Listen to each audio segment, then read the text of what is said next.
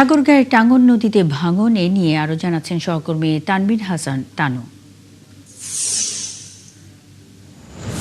তানভীর, হঠাৎ ভাঙন নিয়ে কি বলছেন নদী পাড়ের মানুষ? এ নিয়ে পানি উন্নয়ন বোর্ড কি বলছে?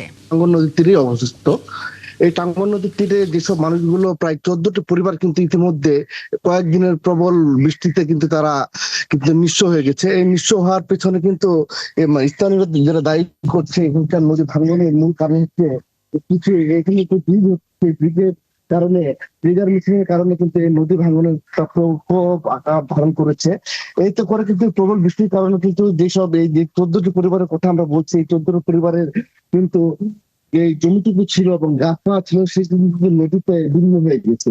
এতে করে কিন্তু তারা নিঃস্ব হয়ে গেছে এবং স্থানীয় প্রশাসন কিন্তু তাদেরকে ইতিমধ্যে তাদের ক্ষতিগ্রস্ত এইসব মানুষদেরকে কিন্তু তারা আর্থিক সহযোগিতা করেছেন, খাবার দিয়েছেন।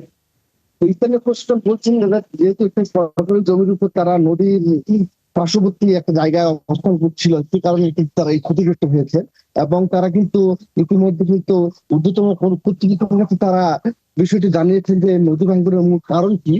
এদিকে আমরা এই স্থানীয় যে দৃষ্টি হচ্ছে কিন্তু ঠিকাদারের সাথে কথা বলেছি, তারা কিন্তু একটি জিনিস স্বীকার করেছেন যে ব্রিজের তাগিদের কারণে কিন্তু পানি উত্তোলন হয়েছে।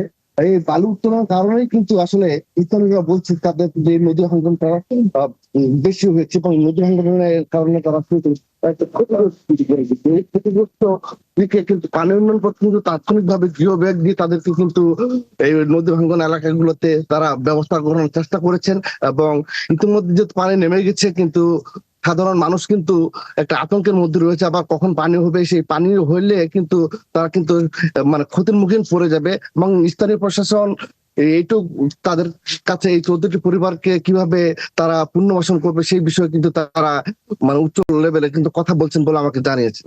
এই ছিল ঠাকুরগাঁও। তানভীর হাসান তানু, আপনি সঙ্গেই থাকবেন, খবর রাখতে থাকুন। ঠাকুরগাঁওয়ের টাঙ্গন নদীতে ভাঙন নিয়ে কথা বলতে তানভীর হাসান তানু যুক্ত ছিলেন।